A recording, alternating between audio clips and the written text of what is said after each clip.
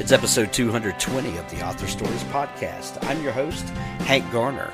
Today I am bringing you a special panel from DragonCon 2017 with the stars of the CW show Arrow. You can find all of the archives of the show over at hankgarner.com, including the DragonCon coverage and all 220 episodes. Subscribe while you're there. It helps other people find the show. I would like to thank our executive producers who generously donated to help cover the DragonCon 2017 expenses that we had.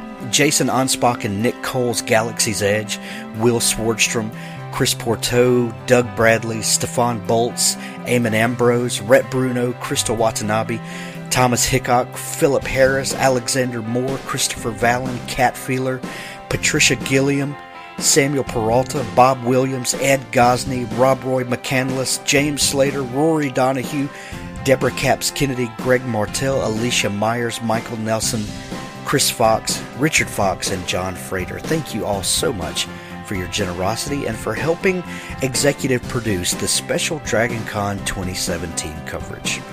While at DragonCon, they held the second annual DragonCon Awards, and our good friend Richard Fox won Best Military Sci-Fi for his book Iron Dragoons. And to help celebrate, Richard has placed that book on Amazon for free for the entirety of the week. So if you've not picked up Iron Dragoons yet, go pick it up. It's free right now. There's a link to it in the show notes. I'd like to tell you about some sponsors that I'm very happy to have today. Pico's House. Authors, if you're looking to take your book to the next level, you need to talk to my friend Crystal Pico Watanabe from Pico's House. She offers developmental editing, line editing, beta reading, and proofreading. She will soon be launching a book interior design service, print formatting, but you can inquire about that now if you're interested. She's edited over 70 novels and novellas and 130 short stories, and she comes recommended by best-selling authors such as Hugh Howey and Samuel Peralta. Most of her experiences with science fiction, speculative fiction, and middle-grade fantasy, but she enjoys all genres and would love to talk to you about your book project. She offers complimentary 2-page sample edits and complimentary track changes review after the edit. Visit picoshouse.com and let her know that you heard about it on Author Stories, and she'll give you a discount. That's PIKKOSHOUSE.com. Galactic Satori Chronicles, written by Nick Breaker and Paul E. Hicks, is a raucous sci-fi adventure introducing Asher, a young man whose world is turned upside down when he discovers that his fiance's death has been directly caused by an imminent alien invasion. He and his friends channeled his anger and grief into the ultimate weapon against alien technology. Human emotions were the one thing the Kron didn't account for when they started their attack on Earth. Book 1 Earth and Book 2 Kron are now available. Galactic Satori Chronicles. My good friend Stefan Bolz has recently released a new book, and it's called Six String. Jennifer Dalton dreamed of being a singer for as long as she could remember. That dream has kept her alive throughout a childhood mired in poverty in a broken and abusive home. When her younger brother dies and her mother takes refuge in alcohol, the emotional toll becomes unbearable. One morning she runs away, taking with her the one thing she owns, her beloved six-string guitar.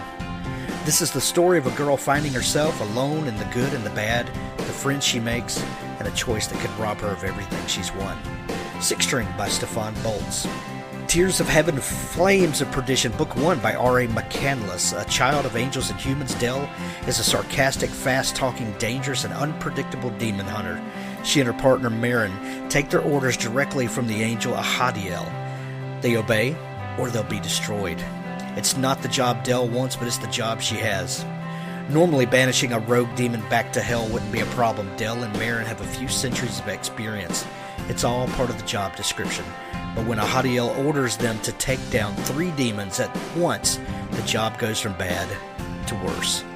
The demons with supernatural powers and their own agenda have kidnapped children for their own nefarious ends. With angels breathing down her neck, children to save, and demons gunning for her blood, Dell is running out of time. That's exactly where she wants to be. If you're a fan of Dresden Files, you're going to love this book. Tears of Heaven, Flames of Perdition, Book 1 by R.A. McCandless. And Book 2 is about to drop anytime now. More news about that coming soon. Thanks to my good friend Ed Gosney. With over 100 episodes of cool comics in my collection to date, Ed Gosney highlights comic collecting and fandom in a whole new light. Each week, Ed peels back the layers of your favorite comics and brings you something new. Featuring books in his personal collection as well as some that got away, Cool Comics in My Collection is your go-to for comics nostalgia. EdGosney.com. Hey authors, you know that your book has to be edited to the highest quality standards to set it apart from the pack, but what about the visual presentation? Kevin Summers at LiteraryOutlaw.com offers the very best in artisanal book formatting to make your book shine. Visit LiteraryOutlaw.com and tell Kevin you heard about him on Author Stories and receive a discount. Kevin is who I use for my book formatting. He carries the Author Stories seal of approval. LiteraryOutlaw.com. Also, thanks to Jason Anspach and Nick Cole and their Galaxy's Edge series for sponsoring the show. The very best in space opera, military sci-fi, Star Wars, not Star Wars, is some of the best reading I've had this year. Go check out Galaxy's Edge. There are 3 books out so far. The 4th one is on its way shortly. Galaxy's Edge by Jason Anspach and Nick Cole. Stay tuned after the show for an audiobook clip from Richard Gleaves' The Jason Crane series. Thanks for listening. Our panelists up here, we have 2 locations in these aisles. The microphone holders, both Smap and Steph, have microphones in their hand. You are to go and line up behind them, and you can do that now if you want. Just go ahead and line up behind them, get your questions together. Now, if you weren't here for the last panel, what was that, yesterday? Yeah. Oh, yesterday? Where's Echo? Who's that? What? You're looking for him? Oh, he just like, he's just back there joking. Anyway, well, once again, we learned some really, really interesting facts about next upcoming season. Things that, and we all know that Josh is no longer with us. Let us pray. Well, but nobody ever dies on Arrow. Except Right. people always has at least another version of themselves on a different Earth, or we get resurrected somehow. I mean, it always happens. You're absolutely right. I mean, White Canaro didn't die, and Black Canaro didn't. I mean, they're always resurrecting themselves. Exactly. So let's make sure your microphones are hot. Can you guys hear Willa? Okay. Can you hear me? There you go. Cool. Hi guys. Hi guys. All right, ladies and gentlemen, Echo Kellum!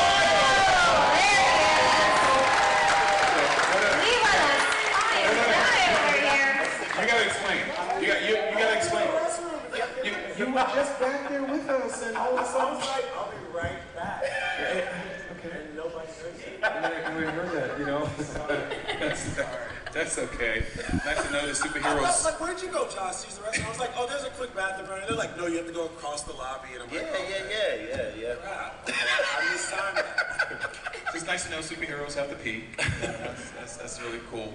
Okay, so once again, Arrow, you guys are fantastic. Echo, Mr. Terrific, has been absolutely fantastic. Willa Speedy has been absolutely fantastic. And as our vigilante here, well, we know what happened to you. Yeah. And like you said before, not everybody stays dead or like. Is that a spoiler, by the way? Is that something? No, it's just a fact of the Arrow Legends of Tomorrow Flash Supergirl verse. Like, you know what I mean? You guys have seen the shows. You know what happens. There's infinite versions of us, and I mean, I've died like twice or 3 times at this point, and I'm, who knows? Who even knows who survives the next season? We could all be dead, but then resurrected or come back from a different Earth. You don't even know. That's true. With the multiverses that are out there right now, there is definitely a possibility that there's a renegotiation of your contract. So, Absolutely. let's see. So how you been? You been okay? I've been good, man. I've got my family here. I got my mom and my brother in the front row over there. Where is your mom? Mom's right there.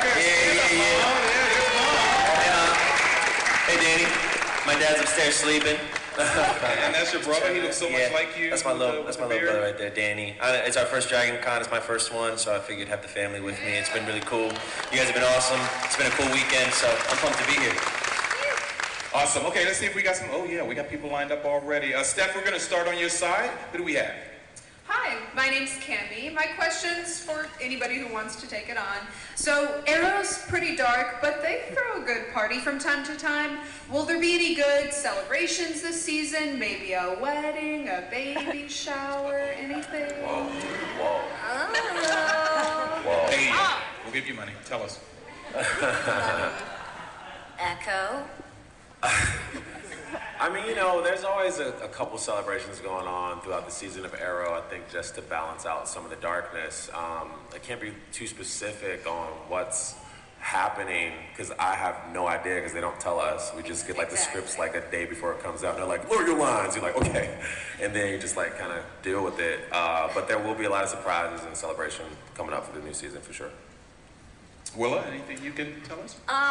The reason why I passed it on to Echo is because I hoped that maybe he would have more information on that than I did, and unfortunately, my answer would have to be the same. None of us really know too much about what's going to happen, or, I mean, none of us can even say whether or not we're alive or dead at this point because of the way this season ended. So you're not going to really get that many answers about season 6 from us.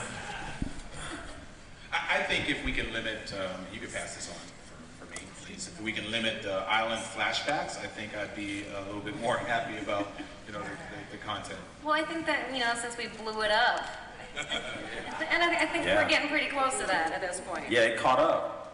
Flashbacks caught up. Yeah. And we'll do it again in another Earth, I'm sure. Okay. Snap, go ahead. I would just like to say, I finished all the shows, all 4 of them last night. So it's very fresh for me, the endings. And my question is, where's the rest of the cast today? Or working. Or actually, they're probably sleeping because they probably got off work at like 6:30 this morning. Yeah.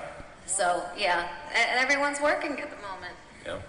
Yeah, we have, Dragon Con has had some of the other cast here previously, especially Steven, if you guys were here when... Who's that? You're dead. Right. You're dead. Dang. We've had Steven, we've had, oh my God, Vandal Savage. I mean, John Barrowman's here, Katie Cassidy is here. Yeah. Where's Katie? I thought, I guess Katie had her own panel this morning. She did a different one this morning. And you guys will see her tomorrow. There's another one tomorrow morning. Mm-hmm. Awesome. Yeah. Okay. Steph? Hi, my name's John. I got a question specifically for Echo. So as Mr. Terrific, I know you have the cornrows going, but when you're Curtis, you have the afro. I know you guys never addressed how you go from the cornrows to the afro back and forth on the show. Are you gonna address it? It's like Wildcat doing it in the back while y'all going on mission. I'm not saying anything this time, Echo, on that. But I've heard my displeasure with that. He's very displeased with the fact that we haven't addressed it. I mean, there could be multiple aspects of how that happens. I'm not in the writer's room, man. You know, I'm like, it would be cool though to address it though and have a canon for it. And I think that's something that they might do in season 6 and kind of just like have some fun with it. Like Mark Guggenheim's canon was that Curtis is a metahuman and his only power is that he can braid his hair real quick.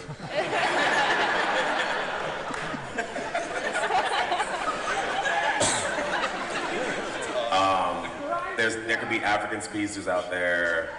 You know, Kid Flash is like, what's up, bro? I got you. He's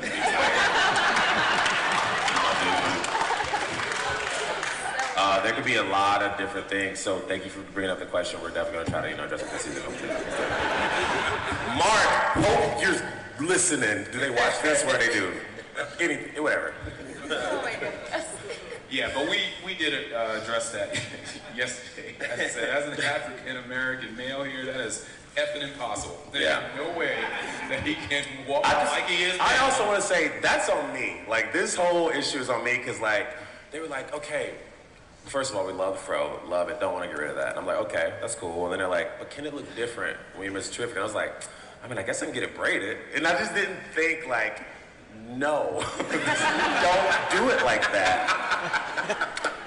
And it also made my life difficult because I'm like very tender-headed. So like my head was like getting hit up, you know. But it's for the fans, so I'm like, I don't care, I'm gonna deal with it, you know. But that's a good point. Thanks for making. I feel self-conscious now. Thank you. But there had to be a break in production, like the gentleman had mentioned. You're this way at one point, and then the next scene or whatever. Well, for technical aspects, I wore afro wig whenever I had to have my hair braided. So that could be an answer too, like Curtis's afro's the wig this whole time.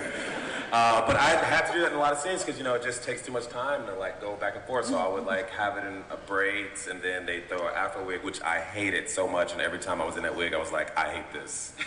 And I didn't want to do it, but I had to because that's what you have to do. But we're addressing it, so. Dude, that's so wrong. You know, black men don't wear wigs, okay? I'm just letting you know. I don't know how that even occurred. I mean, some wigs are dope. Okay, where are we? Steph's side, I think? Smap?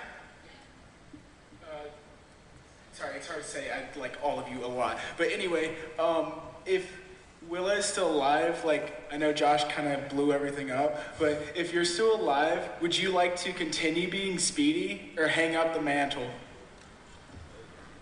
Or hang out with what? Sorry. Hang up the mantle, like be done with it? No, I never want to hang up the mantle, man. Like that's definitely something that I would never want to happen. Of course I want to keep being Speedy. It's like my favorite part about the show.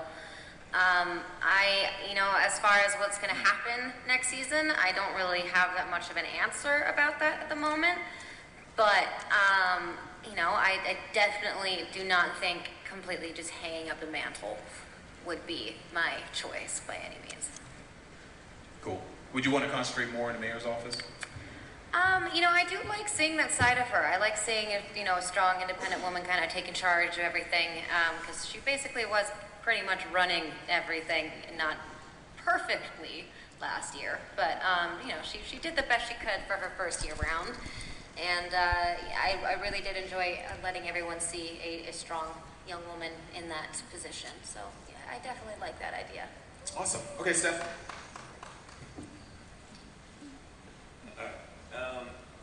This question is really for all of you, and my question is, there's a lot of different characters in Arrow and in the entire Arrowverse, and if you could play another character in any of the shows, who would you want to play?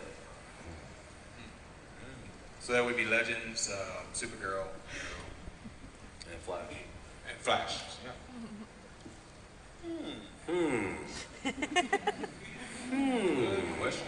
That's a good question. Well, it's hard because we eat lunch with all of them, you feel me? Yeah. Like, we all go sit and, like, partake and share stories. Yeah. So you don't want to step on anybody's toes. And then it's going to be weird because they're going to see this played back somewhere. And Absolutely. You want to be me, dude? You want to Yeah, be you feel me? Like, my favorite character who I probably want to play is Mr. Terrific. You feel me? Because I want to see how the braids get done. That feels good in my heart. Thank you. Thank you. That's actually really tight. Okay, I want to be Flash. Let's go for it. Let's go. Yeah, heck yeah, man. Flash, dude. Yeah. How about you, Will? I was gonna say the Flash too, because that's usually my go-to one. Because I'm super speed, man. That one's dope. Yeah, but I love Superman, you know, like, I'm wondering if we're gonna, He's like... not in the show. I know, but okay, but I just wanna open it up a little bit, you feel me? Like, I wanna open it up a little bit. He had his episode or two, right? Didn't he bring him on for an episode or two? Yeah, Look, I wanna open it up a little bit, because those are like, when we grew up watching these things, like, all of a sudden now, we're in this comic book world, and we're going, oh man, like, we've had conversations all about developing these cats and like taking from the comics and seeing what we can do with them in real life, and it's been a cool adventure, man. Seeing how much care each person takes over each character, it's been so cool because we don't want to tarnish what's already out there in the world, you know, and we want to kind of do something new and cool with it and keep it fresh. So, truth be told, man, we'd have a ball probably doing all of them, you know. But I like your take on it because here in this audience, we all grew up on what we're here for in the first place. You know, the comics and the characters and blah, blah. And over the years, when superhero movies appeared, we all thought of who would be perfect for blah, blah, blah, blah, blah. Yeah. And now that you guys are placed in characters that we've never met you guys before, or probably never had that conversation, who would be a great Mr. Terrific or blah, blah, blah. Now, seeing all 4 of those series, it's like, oh wow, if we wanted to interchange, who could we have? That's the thing. Echo is Mr. Terrific. So it's like watching the care that he took into it and watching him like put the work from the comic books into what we did on the show, because Mark and Wendy, they're trying to kind of give everybody something new and something fresh. And that's what's fun, man. We're playing in a world that already exists, but we're going to give you guys something new. That's a pretty cool little thing to get to do at work, man. It's cool. It's cool. Absolutely. Okay, Snap. Hey guys, I just want to thank you for coming out to the con. We all love you very much. And I want to thank Echo for stopping me this morning and saying my costume was dope and taking a picture with me. That was awesome. And my question is, could you give us a look into your experience on the crossover episodes? Like what you like and dislike about those episodes? Like having to shoot them? I mean, Willa might have the most experience on the crossover episodes. For me, last year, just getting... it was so awesome to get to work with Grant and Melissa and to actually finally have a scene with Carlos. It was just... I'm such big fans of theirs, and I think they do so much amazing work. And then to get to work with them and see them as people and to see, like, how dope they were and, like, you know, welcoming and into different ideas and, you know, working in this partnership together. That was, like, one of the dopest aspects for me. I don't think I really had any negative aspects of it. It was just kind of like pinching myself, being like, wow, I'm really living the dream, and I get to do this thing that I never thought I would get to do in a million years, you know, years ago. So it was very awesome. I mean, yeah, I've done quite a few of the crossovers, and I mean, like he said, it's quite awesome being able to work with everyone. I mean, especially because, you know, Grant, he started on our show, and we all have such a close relationship, and also working relationship, because we literally work 50 feet away from each other. And Legends, Katie Lotz was on our show first, so it's always amazing just to be able to come back together and reunite and hang out again. And then all the new people, it's amazing to just like get together and hang and be able to do this incredible, strange episode that most of us are completely in the dark about while it's even filming. There's like parts of it that we're still not allowed to know about because it's on a different show and we can't get the other show's script. So there's these huge like plot holes unless you're actually in every 4-hour long sections of it. So it's always like this kind of, you know, interesting ride trying to figure out exactly what is happening and trying to crack your other castmates to give you an answer. So yeah, no, it's always very interesting. And this one that's coming out next time is going to be even bigger. I heard that this one's actually going to fully be 4 episodes, not 3. That's awesome. So that's insanely exciting. There's going to be like basically a 4-hour long movie that's going to be all of our shows combined into one. Yeah, it's all Curtis based, just all Curtis. 4 hours. Yes. But I can't tell you if anyone from Arrow is alive in it. I don't think anyone's actually from Arrow is in it. There'll be an hour-long episode for Arrow, and it'll just be everyone walking around trying to find us. That's Just pull it out. I'm walking along. Like flashlights, just ping-ponging around Star City, being like, where the heck are they? This is the lair. They're not here. It's basically going to be the entire episode. Well, like I mentioned to you guys before, anything that you share with Dragon Con stays at Dragon Con. Yeah, There's sure. no way these guys go to Twitter, you know, and Facebook. Anything that you tell us at this point, trust us. Why? Is that the Boy Scouts? Yeah, it's the Boy Scouts, not the Spock Trust us. salutes. But yeah. See, I would trust the Spock salute. Yeah, I would trust that more too. That's not real. Anyway, okay. Go ahead, Steph. Hi. So my question is, well, last season ended with a bit of an apocalyptic. Yeah, no, we're all dead. Yeah. Everybody's dead, right? So if you were stuck on an island with any It says all those friends are dead. Sorry. Arrow character, who would you want to be stuck on an island with? With From any Arrow character? Any Arrow character. John Barrowman? John Barrowman, but also David Ramsey, because that man would be able to hunt, kill, build you a fire, just like Wait, all real that. people or? Actually, I went Barrowman, you know, just Barrowman, but I guess... No, but you have to pick Malcolm Merle. Yeah. Yeah, no. Because that's the character. Right, is that the question? A character or the actor? Yeah. No, the character. But I mean, you could answer both. Probably different answers, though. See, I feel like Barrowman will help, will keep it all entertaining. You feel me? Oh, yeah. Like, no matter who you... I think the answer is for all of us to be with John Barrowman on the island. You know, like, that man will make sure we have a good time. If anyone can make the apocalypse happen, then it would be Barrowman. Yeah. But he would push it with his butt. Yeah. Just like sit on it. I just like you doing it. Oh, wait a minute now. Everybody seems to be agreing on John. I mean, is there a separate answer? That's No, I agree. Yeah. Unanimous? Unanimous. We I unanimously would decided. also Yeah, Stephen man, Reeves he is is amazing. close second. I mean, Willa's amazing too. I mean, everyone's really I can't build you a fire, bro. I'm sorry. Okay, yeah. Barrowman, definitely Barrowman. He could build a I fire. got mine in my pocket though, so. Okay. So it's unanimous. John wins. Okay. Snap. First off, I want to say you guys are all great. Love the show. My question is, what was your favorite scene to shoot and why? I'll take that one.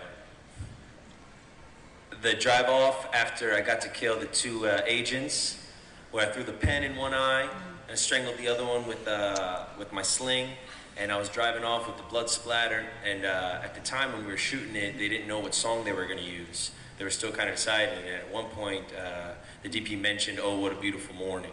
So then when I saw it back, it was like, "Oh, this is dope." You know, like it was everything I wanted it to be. So that was a very cool day. Go. That was also my favorite scene to shoot. I was in the back of the car, you guys didn't know. No, my favorite scene, honestly, was with Paul Blackthorne. This is episode in season 4 where this robotic bee was chasing us around the bunker, and we were like, we had this thing set up, we're gonna run in this direction and do all this stuff like that, and then we both just totally missed it, and then he kind of straddled me, and I kind of threw him off, but then they were like, yeah, that's what we want. We want that in there. But it was such a fun, and I was still kind of fresh. It was just a fun scene, and getting to play with Paul like that, and I don't think I got to work with him like that. It was just such a memorable moment for me, and it was the scene where episode where I finally got to meet the team and everything like that, so it was just really nostalgic and meant a lot to me to do that scene. I think my favorite scene would have to have been this fight scene that I got to do in, I think it was 407. It was James Bamford, our stunt coordinator, and now on set directing, on and off producer and director. And it was his first episode that he got to direct.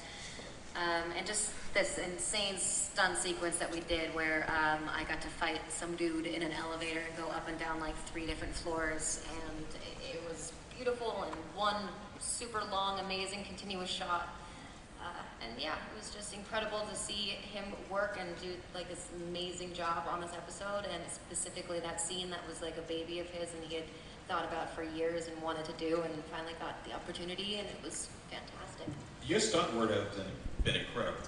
You have been just totally awesome on that show in terms of your stunt work. So, I mean, if credit goes to him, then... It completely 100% goes to Bamford and the rest of his stunt team. They are incredible people. I mean, all the stunties up in Vancouver and around the world are all incredible people because they risk their lives on a daily basis to perform some insanely beautiful and crazy acts, and they do it with an insane amount of grace. Watching them work is crazy, and it's an absolute honor. I mean, for all you guys, because not only do you have to rehearse stunts, moves and placements and all that kind of stuff, you have to remember your lines as well. So you guys work incredibly hard, and I don't think I'm even capable of doing what you guys have been doing. I want to talk about another day. There was a fight scene between Curtis and Adrian Chase. And that night, me and Echo, man, we got to work around, what time did we get to work? 8 p.m. that night. And it was cool because I hadn't got to do a lot of physical stuff, we both got on the show and man, we're getting to throw hands a little bit, we're getting to wrestle around. And that night was awesome, man. When you're kind of, in our business, there's a lot of days where you just get to deliver a lot of really cool words, right? And then there's other days where you get to see your boy and you get to go, all right, man, we're going to throw down tonight, right? Yeah, we're going to throw down tonight. So we both had our coats on, man. It was just a very, very cool. That's what we get to do on this show. Willa talking about, the fight scenes. That's what we all get to do. That you get to do that in a lot of jobs, man. So we're sitting here and we get to go to work, and there are days where we just know that we're going to do a lot of really cool fight choreography. Those are pretty fun days. Yeah, you get to fight and not go to jail. Yeah, exactly, bro. Cool. Exactly. Yeah. Get it out of your system. Yeah. That is awesome. Awesome. All right, where we Steph, I think? Hey guys, really love the work on the shows. Before Arrowverse, we had Smallville, which lasted 10 seasons. How long would you say the combined Arrowverse would last and that we'd be able to get to enjoy? We're 5, right? Season 6. Season 6. You mean just Arrow the show, or the Arrowverse in totality? Totality. Whoa. I mean, I think they can go as long as the fans want them to keep going. You know, I know we all love being in this position, and I think the fans have the appetite to keep pushing for this content, and we have the appetite to keep giving it to you guys. So I think it's really an open-ended question. I mean, towards the end, with the inception of Netflix, even if, knock on wood, it doesn't, the show were to end, it seems to me that Netflix is picking up a lot of superhero shows, actually making them a lot more grittier and darker or whatever. So there is an avenue to go to, even if this, were to come to some conclusion. But I think you're solid for 10, in my opinion. I'd say you're dead. Okay, so. Snap? So first of all, Echo, how much is your shirt an indication of the next season? Yeah, I would be the type to just spoil the whole season on a shirt. I don't know. Why did you wear that today? Because it's a dope shirt. No hidden messages. Cool shirt, no hidden messages, Or are there hidden messages? All right, and my actual question is for Willa. Over the seasons, every character has kind of had a lot of growth and development and everything, and they've all changed and grown. So trying to analyze and discover that aspect of Thea and kind of how did that affect you personally, and how did you go about trying to really embody and understand that aspect as well? It's been now almost 6 years for me that I've been living up in Vancouver on and off, and having this new sort of life. No longer new. It's been 6 years, but at the time when the show started, it was a very new life for me, and it was a huge growth period. So I do feel like I grew up a lot with Thea. She was definitely the character that I was playing was quite a bit younger than me, so the things that she was going through at the time in seasons 1 and 2 were not necessarily things that were reflecting in my personal life at the time by any means, because I had already passed those stages years before that, but I was definitely going through some growth periods, and it's definitely, I think, really awesome to be able to play a character who's come such a long way as a strong, young female and who's very independent, and I feel blessed to be able to portray a character like that, and I feel like me and her have grown into some pretty okay ladies, in the last 5-6 years. Yeah, you really have matured over the years. Sure. I like to think I have in ways, and others, God's working on all of us. Wow, what a family, right? Okay, go ahead, Steph. So a lot of stuff was going on this past season. My question is, where was Vigilante for most of this? Because it looked like he took a vacation to repave his driveway while a lot of stuff was going on. Yeah. I mean, I like to take credit for that a little bit. Go, bro. Curtis hit him with the T-spheres. Yeah. And then he was like, that's too much. I can't be getting hit with T-spheres in these streets. I mean, but he did. He was like, I'm out. After that episode, I was like, yeah, Curtis did something good. Good job. I do picture it though. I picture it he got to the party, you feel me? He was like, yeah. No, I'm good. I'll be back. You feel me? Vigilante's I'm gonna wait till next season and I'll be back. Yeah, but he's Vigilante's he's a plotting dude. He's like, all right, you know what? This Prometheus dude's wilding out too much. I'm gonna just sit back and watch them go crazy, then I'm gonna come take over. I bet you that's kind of his MO, and I think even though it may have seemed like he kind of was just paving the driveway, he was actually paving it with bombs to take out people. Because he's always thinking ahead. Vigilantes, all of us. Boom. That's true. Okay. So, my name's Steven. First off, Josh, your Razor Ramon shirt is awesome. The bad guy. That's right. But specifically, my question for you, if you hadn't killed yourself and you got a second chance, would you fight the Team Arrow again, or would you try out one of the other good guys? I'd probably go try a different team, because that's what's cool about that. I'm going to talk about as a fan of the show. All right, what was cool about this season was getting to see how they were building the team. That was really exciting because my favorite things growing up, let's talk about wrestling, was like when they started building factions. You saw the Four Horsemen, or you saw the NWO. Okay, those guys, you had to cheer for those guys, right? So they built the Team Arrow. So when they finished the season, it was one of those things where when they told me, they were like, "Yo, you're gonna blow up the island." And I was like, "What?" Like, "Yeah, you're gonna blow up the island. You're gonna have a little thing." And I was like, "Oh, a little explosion." Like, "No, man, it's gonna be like 300 explosions, man." I was like, "Oh, this is awesome," So we'll see where it all ends up after that. So if it came back, I think I'd be wanting to cause a ruckus elsewhere. That's what's exciting. Like what I was talking about earlier. Like for me, man, I'm pretty excited to see what the future holds. Where I get to cause a ruckus, like I said. Yeah, I see no end to Vigilante. I definitely see him returning because you were to Prometheus. Yeah, I mean, Prometheus. Yeah, to Prometheus. Yeah, absolutely, because it's like, oh my God, there's so much that's left undone. Yeah. It's like perfect antagonist. Perfect antagonist. Okay, Steph. Oh, it's Matt? Oh, you're pointing at each other. Okay, I got a Diggle-centric question. I noticed this season that Diggle and the new Black Canary, they've been kind of getting close together. So is he gonna divorce his wife and get with her? Because that's what it's looking like. Come on, man! Dang. That's hilarious. Marriage break? I mean, we are at 9 o'clock now on Thursdays. Anything is possible.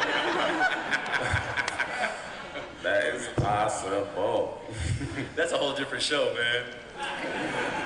What do you think? That's like Desperate Housewives. I was just saying, that's the web series, like the personal lives outside of costume, CWC. That's the spin-off, bro. Like Vigilante taking his mask off, paving the driveway, that's a spin-off, you feel me? Black Canary. All right. Don't get that guy on mic anymore. All right, go ahead, Smith.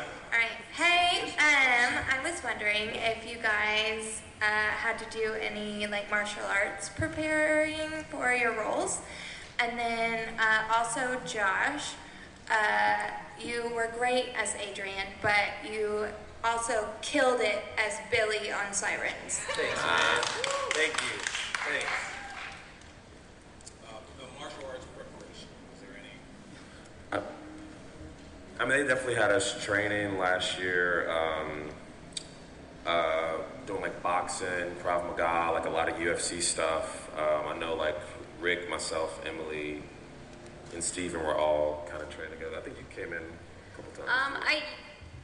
Because my character wasn't doing as much speedy work last season when you were kind of getting your more out into the evening with the team nights, I was not in the gym with them as much. But before when I first started putting on the suit and everything, I definitely did a whole bunch of Krav Maga training and a bunch of working out, and I did archery training for about 6 months before picking up a bow, and I got pretty damn good at that. So yeah, definitely do some working out and stuff. That's one of the best. That was the kind of the gift that we all got with this show, is that in our little journeys as actors, right? Each job brings its own cool parts of it, and with this one, that's one of the best parts, is that you're going to get to mess around a little bit, get to do some martial arts work, get to work with different weaponry. I had ninja stars on my costume. I was so excited to have ninja stars. I felt like my 8-year-old self. I felt like Billy was stoked about ninja stars. You feel me? Okay. Steph? I just want to say I love you guys. Willa, you look stunning. When are you guys bringing Nightwing into the mix?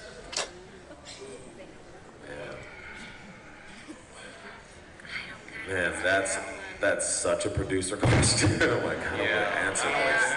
You're asking the wrong parts of Arrow right now. That's like a Jeff Johns question. Like, dude. I will say that there could be a Gotham City-esque type thing that happens this season, is what I'll say. Oh, this is new. Welcome to the panel, Echo. I don't know if that's true or not, but I think it could happen. DragonCon has multiple bars, so we can discuss this. I mean, Echo doesn't make it from the island, so he has no idea what he's talking about. Oh, that's kind of groundbreaking. I mean, I feel like you're leaning too much. No. We're back. I'm just, you just said one word. Even definitely. I mean, Ra's al Ghul was, Gotham-esque type.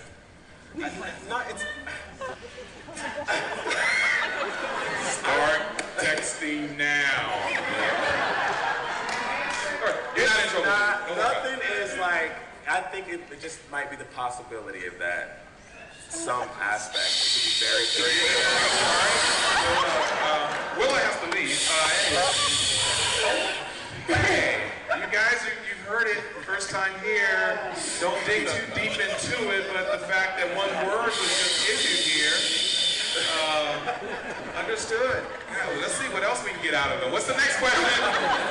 You're digging yourself into a hole. Oh, no, it's fine. We're cool. There's nothing that we're going to say out of this panel here, right? We're going to lock the doors. No one's going to leave. We can confiscate phones right now if you want. Okay, Snap. I have two questions. One's for Echo. Like, is your mask painted on, or is it like just on there? Like, is it like an actual mask? Yeah, it's a prosthetic, so they had to glue it on. It's been an evolution, but yeah, it is partially a silicone piece and then paint for the rest of it. And then my question's for all of y'all. And how long does it take y'all to like get in y'all's uniforms? Me, 7.5 minutes. I've got it down to a science. to go from getting to work to being set ready when it comes to my speedy costume, exactly 7.5 minutes to do my makeup and change in my costume. Dang, that's a vet right there. That's a veteran. I show up to work later than Steven does sometimes. Dang. That's not my life on the show. That is not. Last year, at the beginning parts, for me, it was about a 3-hour process. Oof.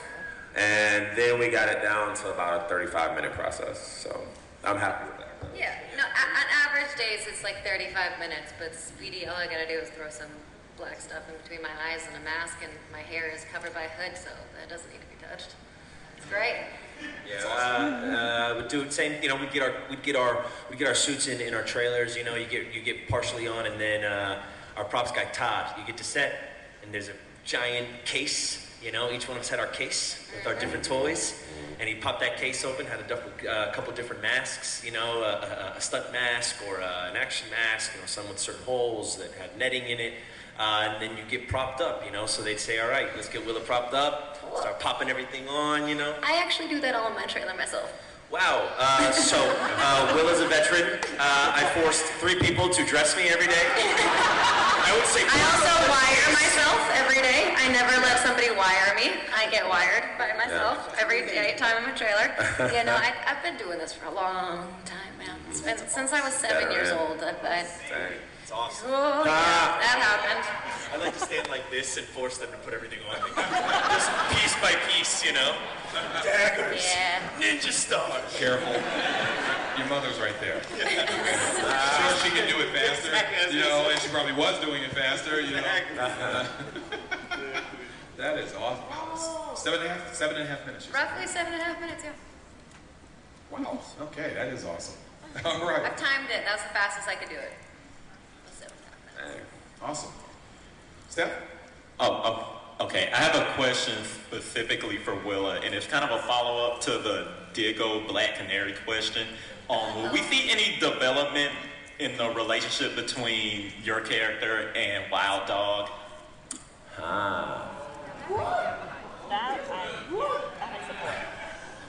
Get that guy out of here. That's the same guy. Yo, we're all dead next season, man. I got no answer for you when it comes to that. There's an invisible CW drone that follows us around, and if we say anything, we get gunned down in our hotel room. So, like, I'm not going back to my hotel room.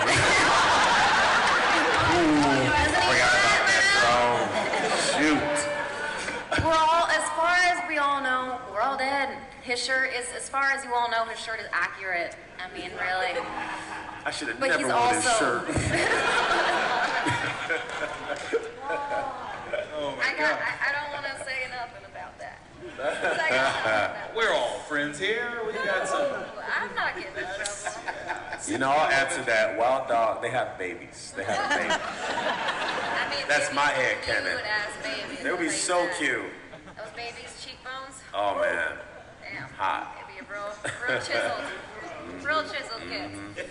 Anyway. Next question. All right. Let's go into segments now. All right, hi there. I was just wondering about the amount of research you guys put in your roles. I was just told that Josh had a pretty disorientating experience. A lot, man. You know, like that's also the fun of this. Truth be told, is that man, if you're a fan of this, you know, like when you get a character. When I was told that I was gonna play Prometheus, I told that story yesterday. It got a little muddy there for a second because then in the news it came out that I was gonna play Vigilante. So then I thought that as well. So then when a week later, after doing a little bit of the research to begin with, I got to talk to my bosses again and they clarified that for me. They're like, no sir, you're not Vigilante, you're Prometheus. So it was cool because I got to take from Chase, I got to take from Vigilante, and I got to take from Prometheus. And you know, and before I started this thing, I watched American Psycho because I love that movie. I watched Silence of the Lambs because I love that movie. You know, these are all things that like the nerdy part of this that we cherish is that like, oh man, I get to have fun and kind of explore these worlds and bring pieces. Who knows if any of them found their way into Chase, you know? But for me, I felt like it was kind of an amalgamation of all those parts, and I got to introduce something new into the canon. So it was a pretty cool experience. Go ahead, bro. No, I don't know. I was just thinking, like, I would love to see you going back to the comic book shop, like, I need to return these Vigilante comics. I don't know, that's where my brain went. Bro, I wish you could have seen me, man. I was like, yo, so do you guys have Vigilante comics? Because, I'm playing him. So, it's not a big deal. Big deal. Vigilante's here. Hi. Comics for free, thanks. Yes, I'm him. Definitely, like, as soon as I heard anything about it, like, I was aware of the character because I like to be abreast of all black superheroes in general. And then when they told me, like, that's who this character would become, I, like, definitely went to the comic book store, grabbed everything Mr. Terrific, Mind Games, all the JSA stuff, and just, like, nerded out, like, hardcore. And, you know, it was awesome, you know, just to like, you know, learn more about this character and try to bring the pieces of him that I could into the show and still honor the place where the producers and whatnot want to go with the show. And it's just like Josh said, it's like such a cool aspect of the job. It's like my homework is reading comic books. It's like, I used to get beat up for reading comic books, you know, now I get to still kind of get beat up on TV, but I still get to read comic books, you know, and so it's just like a love of the work we get to do, and you know, just super blessed that that's like a part of it. And I'm gonna say this is the dude that we'd go to for real. Echo is our Bible sometimes. If I had questions, I'd go to this guy and be like, well, you know, in 1987. He'd be like, nice, bro. Thank you for that, man. It's true. Awesome. Alrighty, we're good on time. Okay, what side are we on? Steph? Josh, you were like a fantastic villain. I want to ask, what kind of like emotional headspace do you have to get in to play your characters? And this is for like everybody. You know what was cool about this one, man, is that I got to go to an extreme place. You know, throughout the season when we were building, I always kind of used the metaphor. There were two that I always thought of. Was a can. You know, I'm a wrestling fan, so mine was a can of whoop ass, Austin 316. There was a can, and then there was a pot of boiling water. Okay, so I just wanted everything to be simmering the whole time. Because I knew at some point we were going to pop the can off, you know? So what was cool is that every scene, you know, one of my favorite scenes from the whole season was when I was talking to Oliver in the office, and Chase said, you know, he reminds him of the first time that they met, and he took his girlfriend. And he's like, and Oliver says, she went home with a better man that night, and I say to him, I was like, nah, she went home with you, we share a laugh, and I go, but don't worry about it, I don't hold grudges. And to me, I knew what we were leading up to, you know? So that whole scene, there's this tension building, and you're thinking about all that stuff. So when we finally get to the big, you know, if you remember in the cell, when he's telling me about my dad, you know, how my dad gave me up, he didn't, you know, he disowned me, and you see Chase learning that information, those are the best days to be an actor, man, because, look, I'm here with my mama, you know, I come from a very cool home. My parents supported me and loved me a lot. So if I get to go to work, and I get to kind of play a kid that was disowned, and I have to search in my stomach where that feels, what that hurts like, you know? What can I resonate with? Those are cool days, man. You get to explore this other person. So for me to explore Chase, one guy with a mission to break somebody else, it's pretty fun, you know? I'll touch on kind of an aspect of, like, kind of where you have to go emotionally, and for my character, just differentiates from each episode. But there was one episode where Paul leaves Curtis, and, you know, I knew I had to access some kind of really sad, dark parts of myself to really, you know, be honest to the scene and, you know, be heard and to really play it out, because I think that's really important. But the interesting thing is, like, you know, we shot the scene, I got to the place, I cried and all stuff like that, and then the scene was over, but the fact that I still house those feelings for weeks after that scene, like, you just can't turn it off when they call cut, right? Because you're still a human and you're still having to access these real parts of yourself. So it was just, like, really interesting to me. I was like, man, I'm kind of sad, like, for like a couple weeks. And I was like, oh yeah, because I had to open up for that aspect of myself, and it was just very interesting to me, like the emotional depths that we have to go into sometime. But it was, like, also very cool looking at it from, like, just the, like, whoa, that's cool that you went there and are still in this place, you know. And we all rely on people in our real lives to help us get out of that mind space. You know, we all have a support group, each individually, that when we call cut and we go home, you figure out who you're gonna run to and just cry or be quiet for 4 hours, you know, or just watch a movie and forget about what you did that day, so that way you can go back and do it again, you know. How about you, Willa? When you have scenes with Paul, or you have scenes with your brother, you know, whether you're angry with them or, you know. I mean, yeah, over the years, I've had quite a lot of emotional scenes to deal with. And there's been a few of them that have been particularly more difficult, like when we have to do a death scene or something like that, like specifically Moira's death scene was really difficult on all of us. You know, but there's a really great camaraderie on set, so we just, in between takes, there's always, like, such a weird uplifting feeling going on, even during all the sad times, so I do my best not to let it overcome me by any means, and it doesn't necessarily trickle into my personal life, and I've gotten pretty good about that. But before, it's definitely hard, you know, to be very sad all day long and forced to cry, and then go home and try to, you know, pretend like none of that was an emotional factor in your day at all. Yeah. You're not exhausted. So yeah, no, it's definitely it's something, but, you know, you just get used to it over time and you learn how to deal with it properly. Yeah, I'm always curious because I like studying the way people act on screen, because it's their job to invoke some sort of convincing emotion to us, and to kind of break and think, oh wait a minute, that's just acting. It still brings back, wow, how did they do that? How did they get me to cry?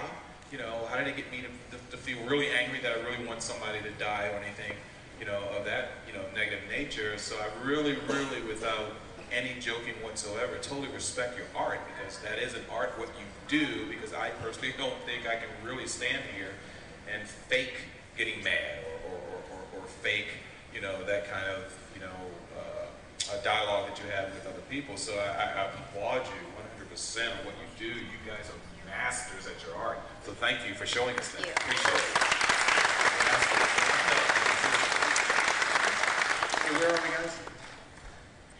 Hi, so I was wondering what the most interesting skill or skill set you have learned while doing Arrow.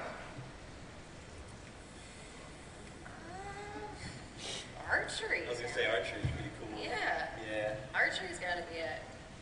Patricia, who is the archery expert, she was a killer, man. And that was something that was really important, you know. Willa had used the bow and arrow. Steve had used the bow and arrow. Malcolm had used the bow and arrow. Barrowman, of course, used the bow and arrow. So when you're stepping into the situation where you're about to use the bow and arrow, you go, man, I don't want to look bad, you know? So we got to work with her a little bit, and we, you know, a couple sessions, and you just kind of get to feel it in your body. It's really cool. That was really fun. Yeah, Curtis is going to be using the arrow next season. No. For me, I mean, it's really like the kind of MMA boxing aspect of it, like just kind of really delving deeper into like fighting. Like I got to fight with the Wonder Kid, like this guy who just went up for a UFC championship, you know.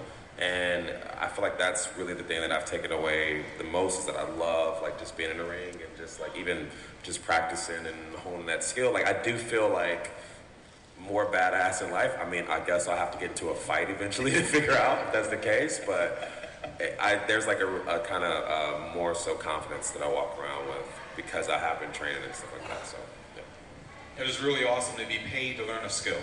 Yeah. You know, that's, I mean, it's, I mean, you go to school to do that, but you're not getting paid for it. Mark, that's the dream. That's the dream, you're right. Okay, where are we, Steph? Hey, I was wondering if you could bring any character from the comic and put him in on an Arrow team, who would it be? Any character from the comic like book DC world or the DC world? DC. Batman? I'd love to see Batman and Arrow go. You know, like them take on the city, but they're gonna do it this season in Gotham City, right? Yeah, Batman's on Arrow this season. Oh! I'm not going to my hotel room. I'm dead, guys. This is being live streamed in every hotel room and office. It's all about, so there's no way I can tell you guys to keep your mouth shut. It's out there already. What the hell?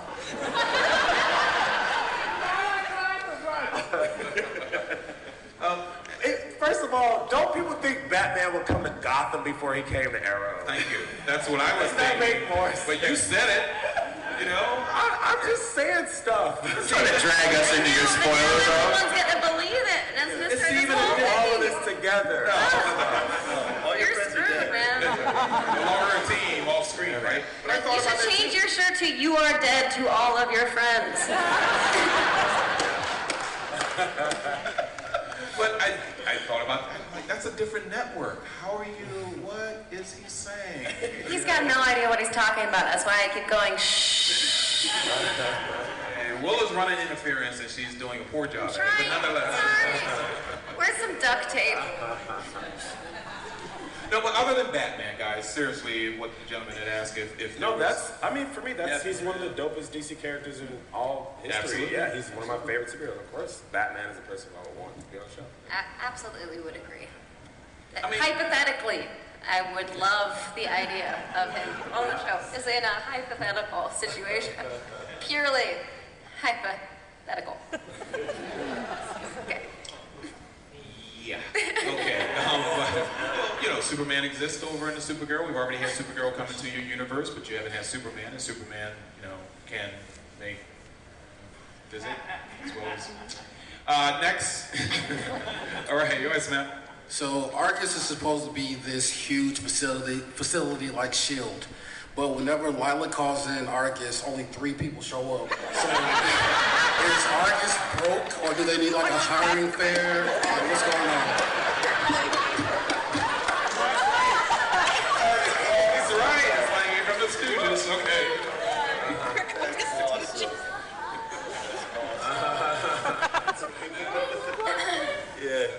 August also has like a laundromat in the back. They're selling toys in a different corner. You know, they're trying to run a couple businesses while it's going on. They're trying to save the business, you know? They're selling you memorabilia. They got a dealer's table back there. Because every time they call them, they're like, no, you gotta work, man. Send those 3, you know? All right, sorry, sir. That's the best we can do for you. Okay, Steph? So in season 1 and season 2 of Arrow, there was a lot of setting up of Cord Industries in a couple of episodes.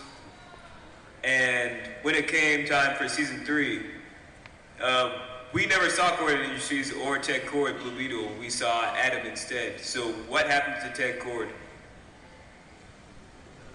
See, that's a crossover issue too, as well. Not a crossover, but somebody who could show up. Ted Cord, of course. I think it's up in the air. I mean, I don't think it's been officially addressed, but Cord Industries is still definitely kicking and still very much involved into a lot of the universes and the shows. But I think it's just one of those things where it's just up in the air and, you know, he could appear, he could be dead, we just don't know. I think our writers, they like kind of having a couple things that they can always pull back from, you know, and go back to. Because that's what we all love about comics, is that, you know, when you're on, you know, page 10 and they reference something that happened 2 issues ago on page 5, you know, you kind of go, oh, so that's, those are the Easter eggs. So who knows, maybe you'll see it come back up and it'll be in a cool fashion that we don't even know what they're gonna do, you know. So they love doing that. That's they're getting a kick out of it in the room just you asking that question, I'm sure, you know. Okay, we got, how many people do you have on your side, Steph? You have 1? You have 2. Yeah, oh, okay, Snap, go ahead. Hi, I would just like to know, how intimidating is it to go and train with Stephen Amell? Very, yeah. It's a beast.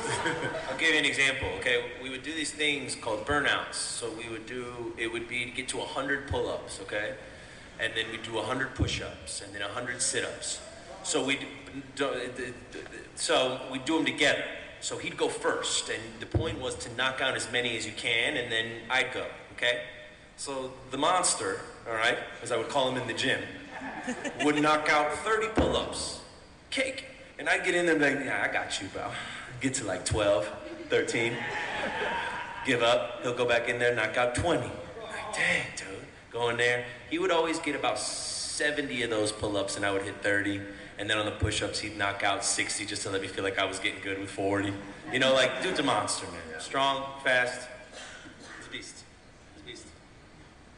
Beast. He takes a lot of, he cares a lot about that. And it matters to him a lot that when you're watching the show, you gotta believe that this dude is who he is, you know? And he sets the table that way. He puts a lot of care into that machine, man. It's awesome.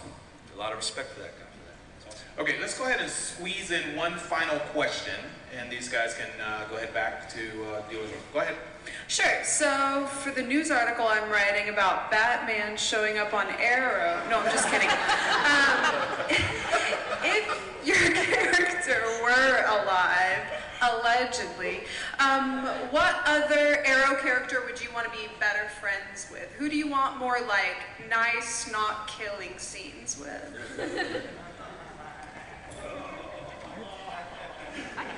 Who could you see yourself getting close to, buddy, on Arrow Echo? I mean, I love Curtis's relationship with Felicity, but I think it would be pretty nice to see Curtis and Renee kind of, like, I like their banter with each other and how they are. They feel like a real odd couple, and like even Dinah like kind of made a joke like you guys are gonna get married or something like that. It was really funny, but I would like to see their friendship kind of broaden out and see like, you know, where they are. How about you, Willa? Anybody you could see yourself getting really buddy? I mean, Emily and I have always been massive advocates for more of Thea and Felicity time, so we always hope for that. That would be my hope for more hangs up with my M's. And I'm sorry, Josh, if you were alive, it'd be Wild Dog. That's it. Yeah, well, I was gonna say, because, you know, the Puerto Ricans gotta stick together. No, honestly, my dream, and it still might happen, see a little Prometheus Deathstroke action. You know, have them either fight each other or fight side by side. Man, that would be cool. Yeah, I got a little tired of Damien Dark, so yeah, that's probably good. Yeah, but that's the thing. Damien had the cerebral aspect, and Damien was an evil man, you know. So I'm calling thinking. I know that he's already got his team. So maybe if Deathstroke and Prometheus can meet Damien Dark in an alley, he's got his stuff. We just start throwing hands, try to team up on him a little bit, and then he just beats us in the end, anyways. You know, like be like, but we'll see. What possibilities? Ladies and gentlemen, this has been our Arrow. What has the Arrow? What has the Arrow cost us? With Echo, Willow, and Josh. Thank you guys so much. You guys have been fantastic. Thank you, folks. Appreciate it. Well, guys, hey, Echo, Willow. I think this gentleman, we got a stamp photo. Thanks for listening to the Author Stories podcast. For more great author interviews like this one, go to hankgarner.com and dig through the archives. There's something there I know you'll love. Tune in for new episodes every Tuesday and Friday. Now stay tuned for a special audio clip from Richard Gleaves' The Jason Crane series. Natalie? It's Artie. Listen, I'm going to be late for dinner. I ran out of gas on... He climbed out of the car and peered at the sign. On Sleepy Hollow Road. There's nothing but trees, and I have to find a gas station. Save me a drumstick. He hung up his cell and stuck it in his pocket, zipping his jacket. He was going to have to walk and pray somebody picked him up. A sliver of crescent moon hung above, surrounded by clouds, like a grinning drunk asleep in a puddle. Artie walked, using his tablet as a flashlight, eyes on the gravel ahead. He crossed over a dark ravine. The trunks and overhanging branches were matted thick with wild grapevines and threw a cavernous gloom over the road. A figure stood at a crossroads ahead. It looked pale and wan and blue. A woman? He had an impression of fragility and age, and thought of his warty old landlady. But his landlady would not be standing at a crossroads in the dark. "Excuse me?" Artie said, surprised by the fear in his own voice. "Do you know where I can find a gas station? I'm empty." "Then let me fill you," the figure whispered. It rushed at him. It entered him. He dropped the tablet, fell to his knees, and lost his body to another driver. When Artie woke again, he was dangling in midair. The woods were pitch black. The only lights were fireflies. Fireflies everywhere, like dancing stars. He struggled and cried out, his yellow sneakers trying to find the ground. "Shh," said a voice. "It will all be over soon." Panic rose. He felt invisible hands on his legs, on his arms, invisible fingers around his neck, reaching up the back of his shirt. He heard the sound of water running below, high and agitated, as if through a stony brook. The crescent moon swung out of the sky, falling into the water. Blood rushed into his cheeks. He realized he had been flipped upside down. He yelled and groped, flecking his own face with spit, helpless to drive away whatever was attacking him. He felt a sharp pain between his shoulder blades, and air flew out of his lungs. A spray of blood hit his cheeks, hot and clinging. His hands found a sharp branch protruding from his body. It had speared him through his back and out through his chest. He tried to say help, but had no air to form the word. Blood poured up his body. No, it poured down. It only felt as if it were rising, climbing his neck, covering his face, gathering in his scalp. He reached for the ribbon of blood that fell from his crown into the trickle of moonlight below. The ribbon slipped through his fingers. It thinned, choked, became a tiny rivulet. His tanks were empty. Not even fumes. His engine began to sputter. The flow became a drip, a maddening drip like the drip, drip, drip of his kitchen faucet. The drip his landlady hadn't fixed. The drip that kept him up at night. This drip would not be keeping him up. He would sleep very well this night. Very well indeed. The fireflies slipped into shadow. A figure appeared, blue as gaslight, bony and toothless. A crone from a fairy tale. "Thank you, my friends," she whispered. "I am thankful for this good harvest." She neared, scrutinized him with manic intensity, and turned away, muttering to herself in a sing-song rhythm as she, too, vanished into the trees. "A man may toil from sun to sun, but a woman's work is never done."